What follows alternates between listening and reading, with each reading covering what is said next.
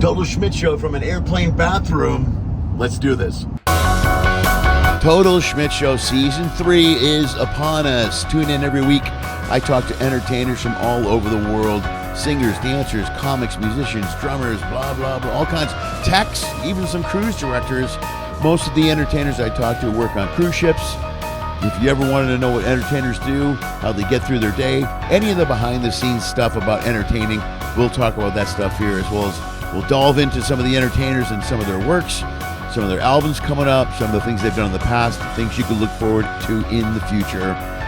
All that stuff you can catch here on Total Schmidt Show. But either way, get yourself a pizza, a beer, some bourbon, light up a cigar, or some sort of joint, or whatever type of crutch or vice you need to get through the evening, and sit back and enjoy whatever it is I put together this week on Schmidt Show. You're welcome. Hey, and what will be the weirdest intro I have ever done in my entire life. I am on a plane to Hawaii right now as we speak, and I don't have a video intro for this week's episode with Peter Cumins. Folks, he was on the Constellation with me, the celebrity Constellation. We did a crossing. He was in a show with last week's guest, Jay Newman, and they were in a show called You've Got a Friend. And then Peter also did his own solo show. It was great to see him perform. We sat down in this episode and talked about performing, some little auditioning, but a lot about putting together a guest entertainer show and how we balance it and what our thought process goes into how we do the show. And especially for him, because as a singer, there's other singers on board and you got to work around them. You don't want to all do the same songs. And there's a lot of thought that goes into planning a guest entertainer show and being flexible, moving stuff around. And we talked about a lot of that stuff. So if you're interested in any of that stuff, stay tuned. And that's it. Follow us on Instagram, Mr. Lenny Schmidt. Enjoy this week's episode. If you're listening on the podcast, it's always free. If you want to go to LennySchmidt.com, you can join the website, see the videos, full videos, for $2 a month, $20 for the year. It's a pretty good deal. But right now, sit back and enjoy my conversation with Peter Cumins.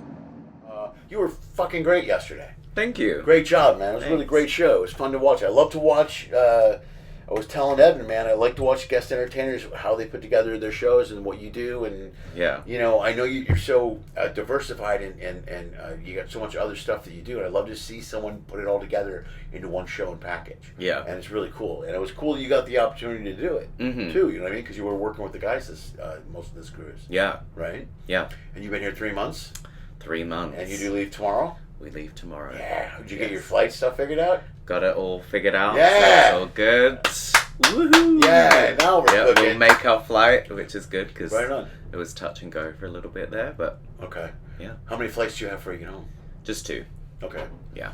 All right, that's not bad. So Tampa to Frankfurt to London. Oh, that's great. Yeah. That's not bad, right? That's good. Yeah. A little layover in Frankfurt. Yeah, it's doable. Yeah. Good for you. Yeah. And it's a good time to go home too. It's the holidays, so you'll be home at a cool time. Yeah, it's just started snowing in the wow. UK. Oh, no way. Yeah, I'm seeing all of my friends posting their snowing videos on Instagram and all of that. So that will be interesting to what we've just had for the last 3 months. Nice. Are you excited to go home? I am, yeah. I've enjoyed the experience with, you know, I loved working with the guys and it's, you know, low stakes and pretty drama free. I don't like to do the same thing for too long. Right. So, which is hard in this business when you want a little bit of stability.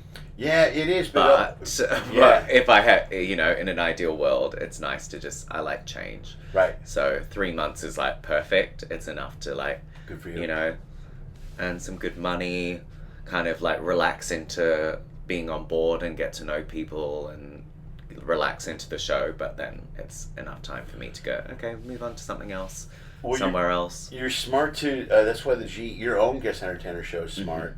Because now it gives you extra. Talk about change. One of the things I like change. That's why I work different lines.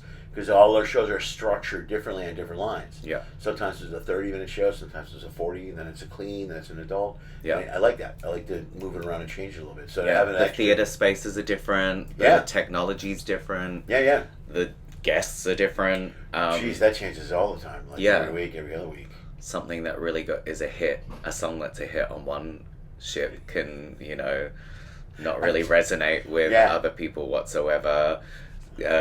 Feedback you get from one set of guests could be worlds different Right. on another ship within the same line. Right. You know, Even it the just same port sometimes, the same city. Yeah, it just depends on the demographic at the time and the time of year, even people that are traveling. Yeah, because summer's that heavy vacation schedule, so sometimes it's more families or it's whatever. Yeah. Plus, this ship is a crossing, so it's generally going to skew older, Mm-hmm. and not just older, but whatever their highest level of member is, platinum, diamond, whatever it is. And usually people that cruise a lot as well. Oh, so, you know, this isn't new to them. Entertainment isn't new to them. They've seen everything. So, yeah, they don't necessarily feel the need to come to every show because they've seen lots of cruise ship entertainment, or, you know, maybe they've seen kind of what you do before somewhere else, so they're not as, you know, excited or as vocal, or, so it's different. I would laugh when I see a huge difference between the 7 and the 9 o'clock shows. Mm. That happens a lot. You know what I mean? Where one's fired up, and you're like, especially if like there's a good 7. Yeah. Because I always anticipate the 9 being really good. You're like, oh, it's going to be busier. People are going to have a glass of wine. They're going to be fed, and then you're like, oh, okay. Oh, I'm sorry. Yeah, and I've done this long enough to know that like loud doesn't mean enjoyment. Sure. So they could be quite timid, but they're still loving it. Yeah. But yeah, so when people come when you up can't see them. Yeah, you can't see, right. You can't, because they don't realize how bright the light are up there sometimes, you know what I mean? Yeah. You don't see anything, so. Past the first 3 rows, then it's just darkness. Right. So if there isn't that kind of like vocal response, it's like, oh, are they enjoying it? Do they like it? Yeah, I notice a lot too. A lot of times if they're quiet, and then you hear a lot afterwards from them. You were great. It was a great show. Mm-hmm. And you want to go. And inside you're like, man, okay, but I wish maybe you could have clapped along a little bit during one of the songs. You know what I mean? So that's got to be, it mixes it up a little bit. That's funny. But everybody, I've learned that with cruise ships, man. I like that. I like the differentiation of the crowds. Yeah. And the longer you do this, man, the more you understand. It's not personal, and it's not a reflection on you. Yeah. People just respond differently. Yeah. You know, that's all it is. Yeah. That's the big thing, isn't it? It's always the performer ego. Yeah. And validation. I know. Yeah. So. Yeah. Which, no matter how long you've done it or how many times you've done it. Yeah. There's just always that little thing in your head that just. There's a little voice that pokes up. You know, it can poke up even when you've had a standing ovation and everyone's cheered the whole way through. But if, you know. That's funny. If I get a standing ovation, I see one person that's not standing, and you're just one guy that's not happy. I'm like, what? Yeah. What? You're like, oh, you didn't like it. Forget. I'm alive. Forget the 1,100 other people. Forget everyone else that loves me. Where's the one negative response is destroying me right now? Yeah. Do you live in London? I do. Yeah. Okay. Are you going to go back and do some West End or try, or what's your plan? Yeah. So before I came here, I was actually doing Greece on Royal Caribbean. Mm-hmm. And that took up 10 months of my life. And I had a month off, and then I went to New York and rehearsed with the other guys, and then we came here. So I've been out of London for a fair bit. Right. So I kind of am just in that space where I am open to whatever comes along. Like, I'm open to doing more with the guys because I enjoy working with them and I love singing the show. Yeah. I'm open to doing my own thing as a guest entertainer. I'm open to just going back to like land life and auditioning and seeing what other kind of theatrical things become available. Right. Yeah, I don't kind of want to commit to anything, but I'm just kind of just want to be available to see what is out there. It's a cool, refreshing feeling after a concert like that to go home. Especially the timing, I think, is again, the holidays are coming up. It's such a cool time to kind of just gel. Yeah. And kind of just go, man, I'm gonna, reconnect with some friends and hang out, whatever, my family, and just figure it out. Yeah. And get through the holidays. So it's a perfect time to just kind of quality of life thing. Just get your head straight. Yeah. You know what I mean? I think that's what a lot of people that don't do what we do don't really ever contemplate or reflect on that side of the job, like being away from your friends, your family, all of that kind of stuff. I think they just see the superficial things of like, oh, you're traveling all the time, you're earning money doing what you're loving, you're on stages and people are giving you a standing ovation. You work very little in the grand scheme of things. Like, so they see all those things, and those are things that I obviously love about the job. Right. But they never really go, oh, it must be so, I can't imagine not being able to go have a coffee with my best friend when I'm having a bad day and I'm feeling really down. Right.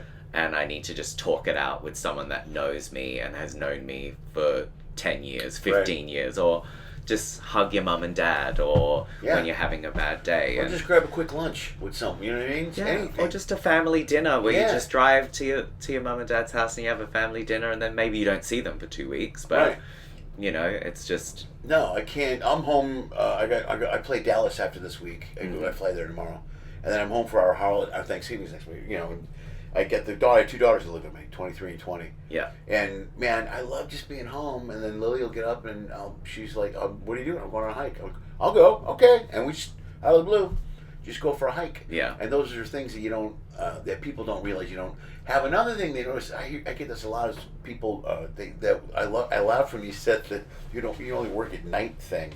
Cracks me up. And people, like yesterday was a long day for me and I was tired and stuff. And I go, "I'm really exhausted." They go, "What are you? You've been off for 8 days."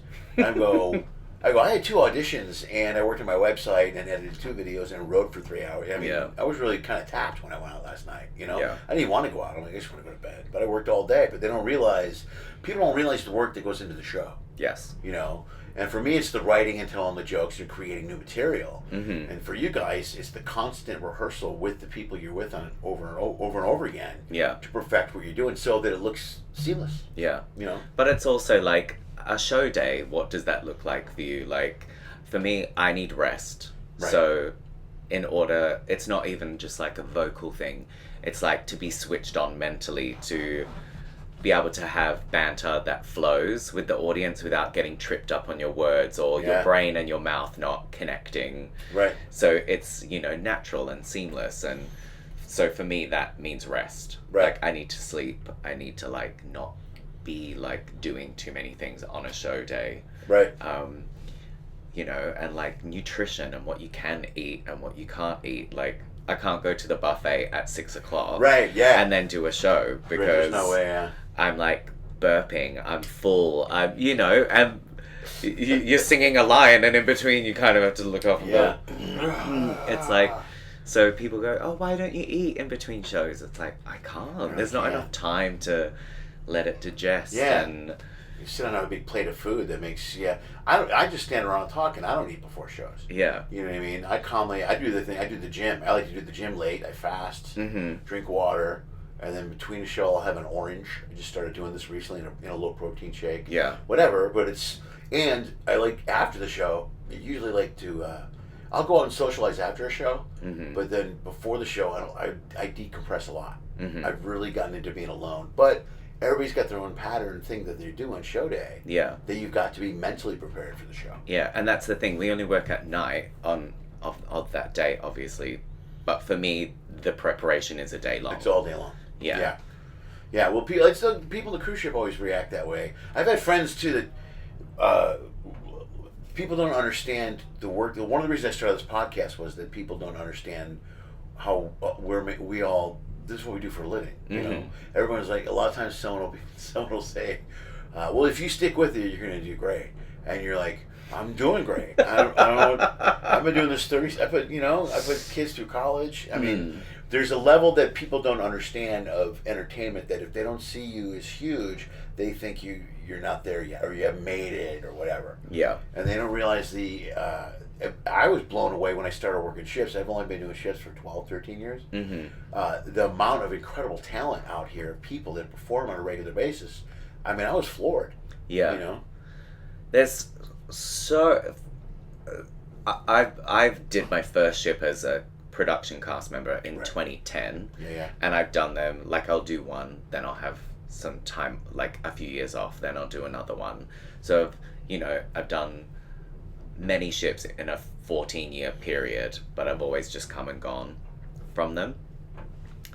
And there's just so many different levels to what it takes to even just succeed in this, in its own industry, that, again, it's like with the not understanding being away from family and friends, to just get on a ship as an act and to be booked more than once is like a huge accomplishment in itself. It's almost harder than being on The Voice or America's Got Talent. It's way harder than that. Because you're your own shot things. Yeah, and you're your own product and you're your own business, and you are the one that is doing everything. You are doing that screen content, you are writing the show, you are getting the charts, you are getting the click tracks, you are investing your money, your time, your everything. It's not given to you. Right. You have to create it and then sell it and then get it booked and then do it and then and brand it and get it out and keep doing it.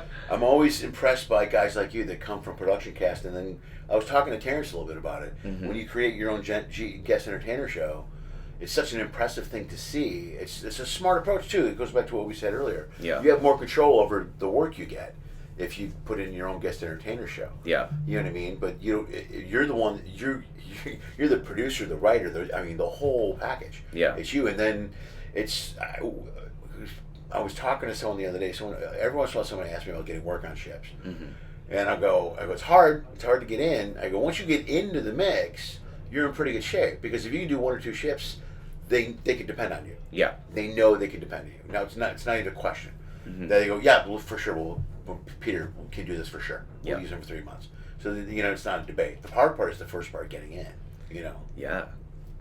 And I think it's always hard, because when you are your product, it's great that you gets to a point with a lot of people where they're getting regular bookings and all of that kind of stuff, but there's a million people that have come before you and a million people that are trying to replace you too. Right.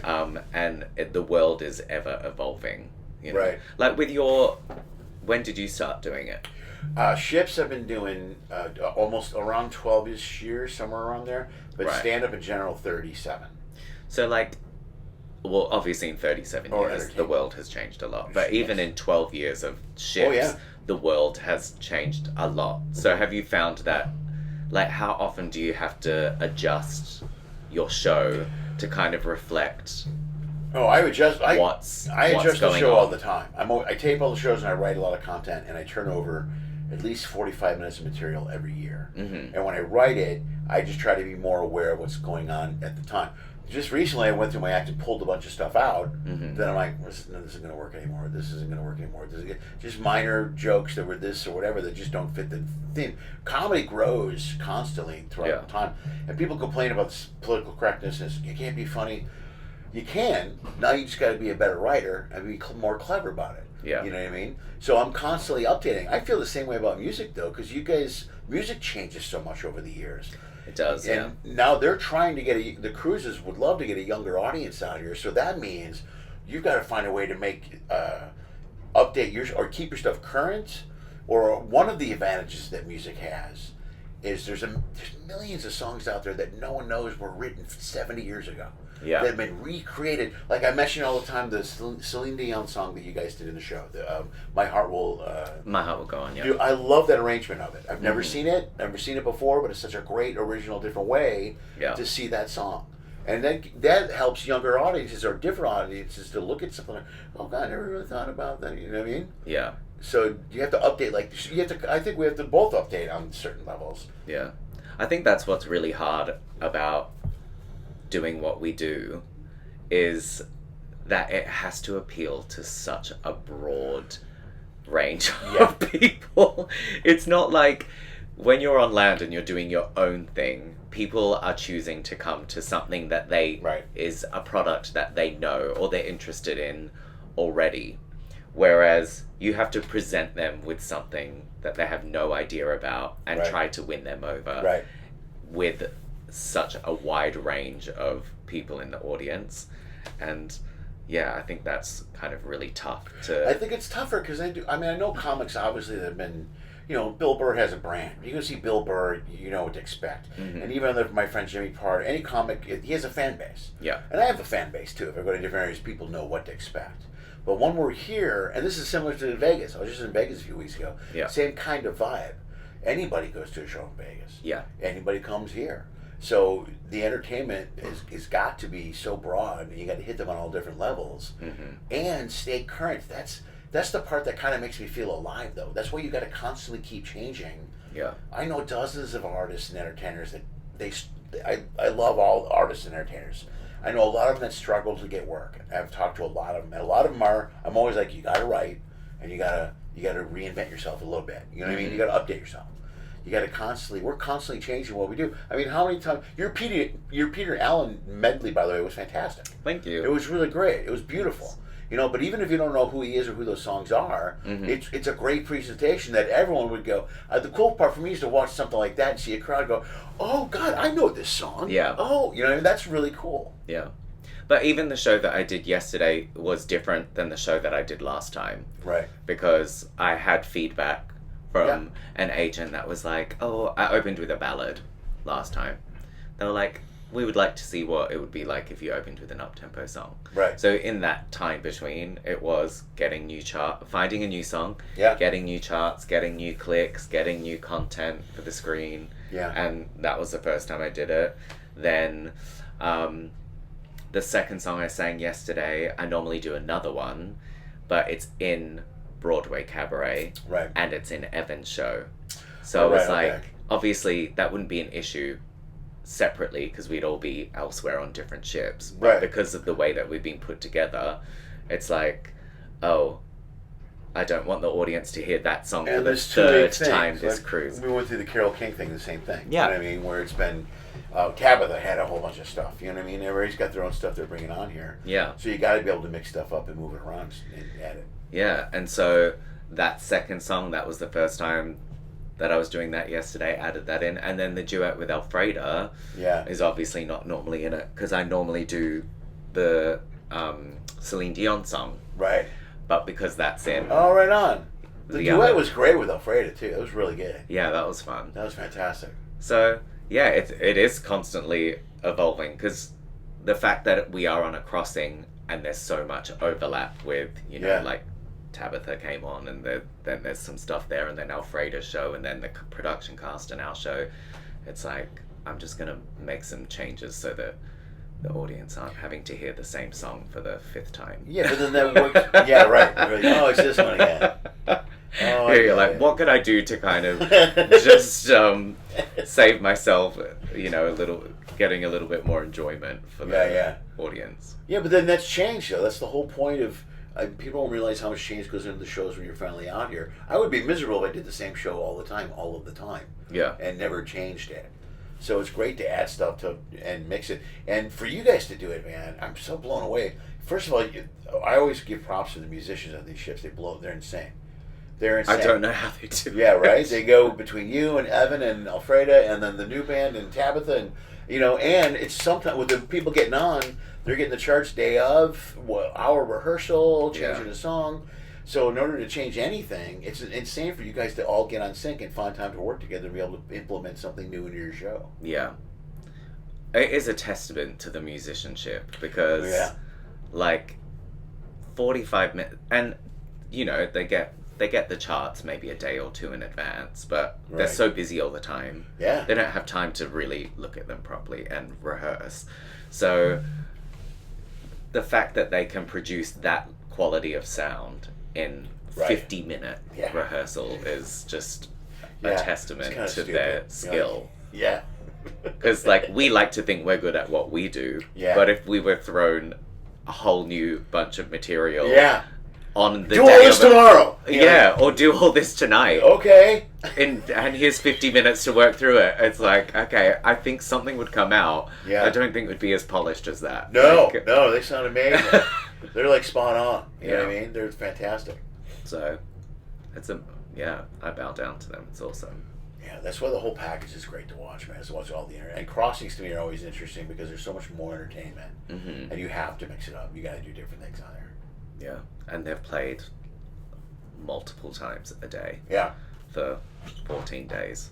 Do you play anything instrument-wise? I don't, no. Well, my background's musical theatre, so the majority of my childhood was actually spent dancing. Okay.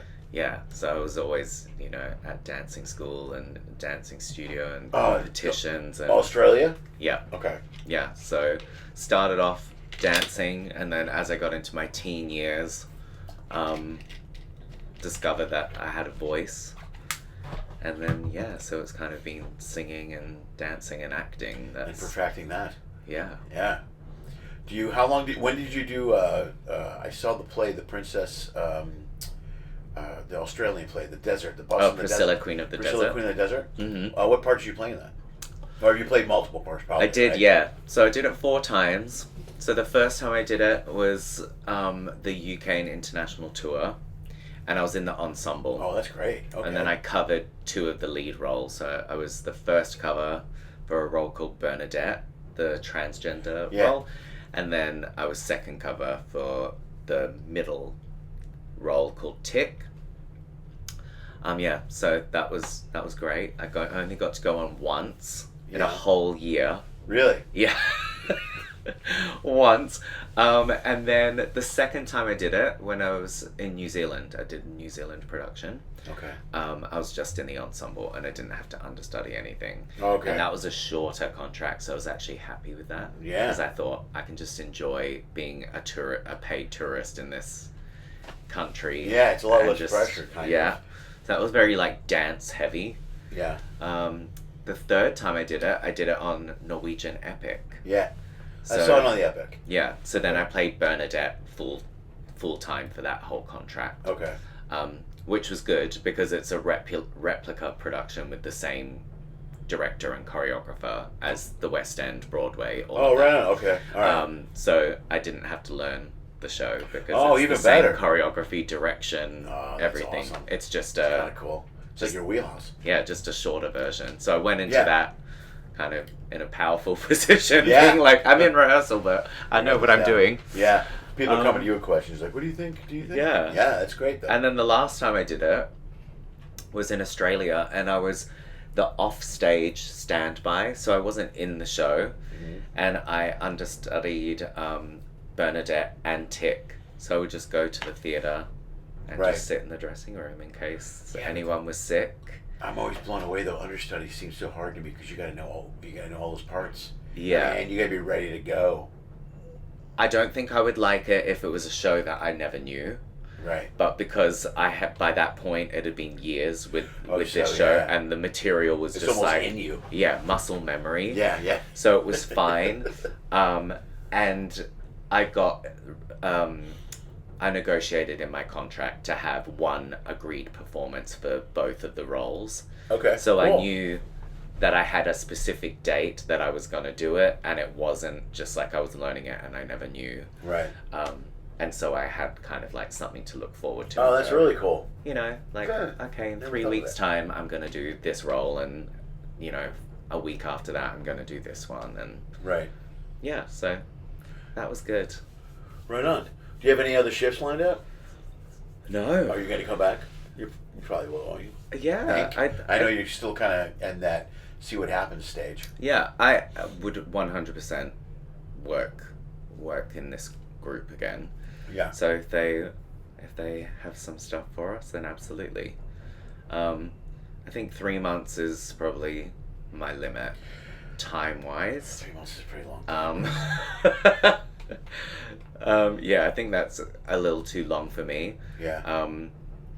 What entices me more about this kind of guest end life is kind of more of a fly on, fly off. Right.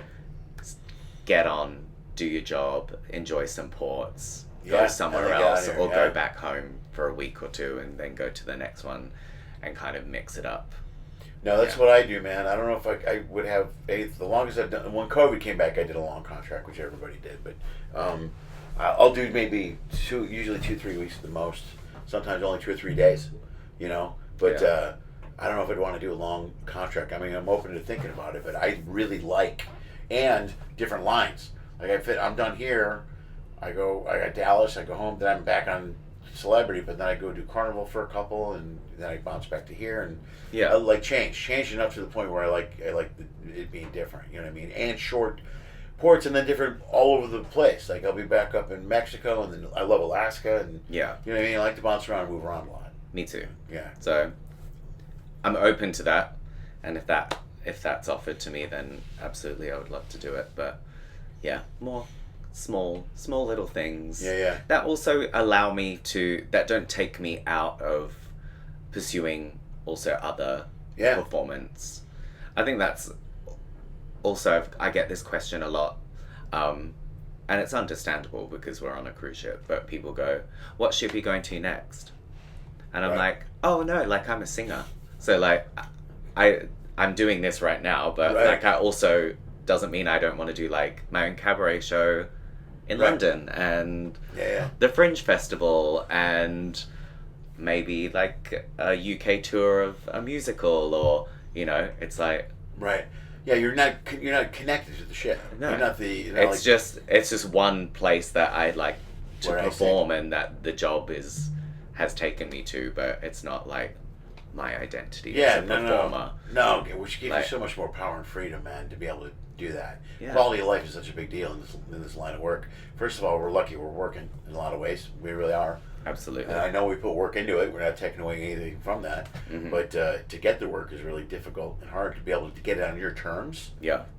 And that was all, like, when I wanted to be a performer growing up, when I was, you know, mid to late teens, that was the dream. Obviously, you had the big dream. Yeah. But the dream was always just to make money as a performer, make a living from it without ever having to do any other job. Right. So I've been pretty successful at that for the majority of my professional life. That was exactly my goal the same way. Like obviously early on there was TV thoughts and all this other stuff, you know. Mm-hmm. But the longer you do it, I always say when I started out, I thought if you're I'll be 60 in a couple of weeks ago. If you're 60 and no one knows who you are, I'm like, what a failure. But I'm like, it's the exact opposite. Mm-hmm. You know what I mean? To be able to, I made a living. I make a living if you can make a living doing what you love, no matter what it is, you are successful. I think that's the definition of success. Yeah, especially in a creative industry. It's like where it's such a nearly impossible. Yeah. So which is funny when people say like, "Oh, you didn't quite make it," or something like that, and I'm like, but what's the measure of making it? Because if it is that you made a living from it, bought a house, supported your family, traveled the world, did all those, then you did make it. Right. If it was that you were a lead on Broadway and won a Tony Award, well then no, you didn't make it. Right. But and also in a purely realistic comment, or I'm trying to find the right phrase to put it, realistic observation, I think, who's to define who success is to who or you or me? You know, what if your success is just, I don't know, what if you work at a gas station and you like that? What if you just because where your career is, you know what I mean? They go, oh, well, you could have been better. And you're like, I'm pretty happy with 1 a.m. right now. And any level in life, and that's just a judgment thing where someone can go, well, you're a failure or a loser. And you go, I'm very happy with my life. I'm successful. And I'm proud of myself. Yeah. So who are you to define me? You don't define me. Your comments don't define who I am. Yeah. And I think it's done like from people that aren't in a creative industry, because it's an industry that they don't know much about. Right. The realities of it. Right. So they just think like they see what is kind of in their face the most, you know, something like being on The Voice or being in a Broadway show, or things that they know because it's in popular culture. Right. But it's like, that's cool too. But it's not necessarily the only thing. It's not the only thing, right. And one thing, it's also the other way around. People don't understand to a point where, like, I've done some TV and some film stuff, and every time, when I did some early in my career, my friends would call me and go, dude, you must be set. And I'm like, dude, I'm just a blue collar actor. Yeah. I'm a day player. I get a recurring on this show. I get scale. I go, it's not, and I'll tell them what scale is, or that's a lot for the day. I go, I don't think you understand how it works. You know, it's not, even the weekly rate for SAG it sounds great, but I get that once every 3 years. Everything else is hustling and moving. And I was always blown away, like when I did, there's some shows where they're cool, like when I did NCIS, I met, there's certain shows you do, and I don't want to get off no tangent, but there's certain shows you do where they're really good and they treat you well and they take care of you and they're really nice. Yeah. And Harmon's set was like that. And I just want to tell you guys run a really good set and it was nice to be here. And he said something to me that was really amazing. This is a long time ago. It was only 3 seasons into a show that's been on for 20-something years now. Yeah. And he goes, look, man, all of us on this set, we understand what it's like to be an actor and try to work and get work. So when we get day players and co-stars and guys that play roles that aren't main, you go, we know it's a big deal for you to have that. I go, so we're just as grateful that you're here, that we're lucky. He goes, we're the ones that are working every day on the set. Yeah. Because once you're a series regular, now you're making 6 digits every week, and you're making that TV money. But people see you on TV and they think, oh, you must be making really good money. Yeah. I'm like, dude, that one just paid my insurance for 2 months. I barely got through that. Yeah. I mean, it's the same with theater. Yeah, of course. There's a big misconception of kind of like the pay rate. If you're in, a big commercial musical, people think, oh, well, you must be set for the year that you're in it or whatever. And it's like, you would be shocked at what, the standard equity rate of a West End musical actually is. Right. Especially when you see the ticket prices or how much the production costs. And everyone else gets paid before you, by the way. You're the low end of that. And then you're like, it's this much. And they're like, what? What? You do 8 shows a week for that much? And you're like, yeah, that's how much people really love it. Yeah, that's hilarious. Yeah, people don't understand that. But it's one of the things I was going to get back to this. Here's one of the reasons I like cruise ships so much. When you're talking about TV, I don't think theater, definitely not theater. TV, film, a ton of people work because they know somebody. You get away with the nepotism thing, and there's a lot of people that are working, and they're in there, and even when you watch TV, you'll see somebody that's not terrible, or whatever, or I've worked with people. Yeah. Like, you can't get away with that here. You know what I mean? You can't have a weak link on a show here. It really would screw you guys, and hurt the line, and hurt everybody. Is that right? Or I don't think that they would last that long. That's what I'm saying. I've never been on maybe you could get in the door. Right. Right. If you don't have the goods, uncle, whatever it is, but I've never been on a ship where I've seen one person. Yeah. Where I'm like, oh, that person shouldn't be here. Yeah. Yeah. Especially like in a solo guest end show, like you're that person for 45 minutes. Right. So if you can't, if you don't have the goods, like right, it's very exposing. Well, I see. Yeah, that's the thing though. I have seen some get a chance, and then you don't. Like it's another thing I'll tell people. I go, I'll go. Make sure you're ready. I go, when you go out there, make sure you have a package. Don't go, I can do 45 minutes. I go, there's the difference between I can do 45 minutes and I have a show. Yeah. There's 2 different things. So my biggest suggestion is if you can't do it, don't burn the bridge. You go out there once and don't do well. Yeah. It's going to take you forever to get back there, if ever. Yeah. Because you're right. It stands out. And especially, again, let's get back to these people. These people have been cruising for 30, 40, 50 years, some of them, they know a bad show when they see it. Yeah. And it gets out, and everybody hears it. It gets back to short side pretty quick, so there's no hiding it, Yeah, and also, what is great about cruise lines and the entertainment that they provide is it is so varied. Yeah. So that can be a positive. It can sometimes be a negative. But if you're not prepared or if you're not strong, right, you're up against someone like Alfreda. Who brings it every show, a powerhouse, and has been doing it for 20 years, and is a full package. So you have to really, really try to bring something that is. Yeah, you're sharing the stage with monsters. I mean, she crushed last night. That's it was a machine. Yeah. When she brought the cast up, that was so cool. I love her. She's so sweet. She's such a sweet woman. But you're right. You can't, if you're going to go up there and do a terrible show after that. And that's the thing. Those creating those little moments or thinking, I'm going to do this now, that only comes when you are experienced. Yes, and you have the confidence. Yeah. To go, it's my. You know what? I'm good. You know what? Let's bring 18 people up on stage. Yeah.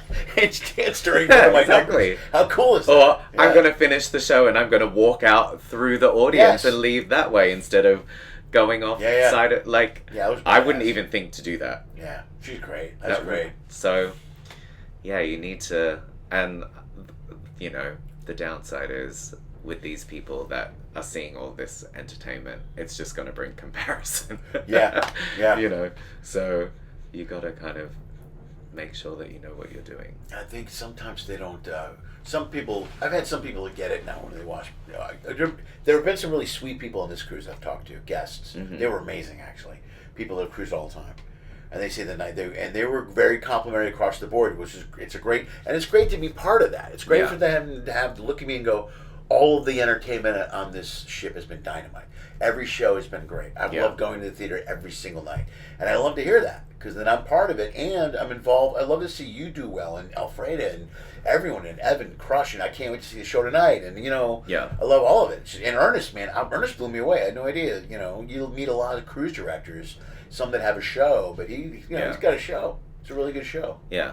And also makes you feel good about what you do. 100%. Because you're like, I'm here doing this, and the people that I'm doing it with are really great. So I'm Yes. happy to be involved. Yeah, and then you also feel kind of you're like, fucking hey, I can hang. You're I can hang. like, oh, also, I'm here with this, so I must be pretty good. Yeah, right. Yeah, exactly. Because if that's the standard, then that Like, must be wow, how good I am. I'm on so. this roster. I got something going on.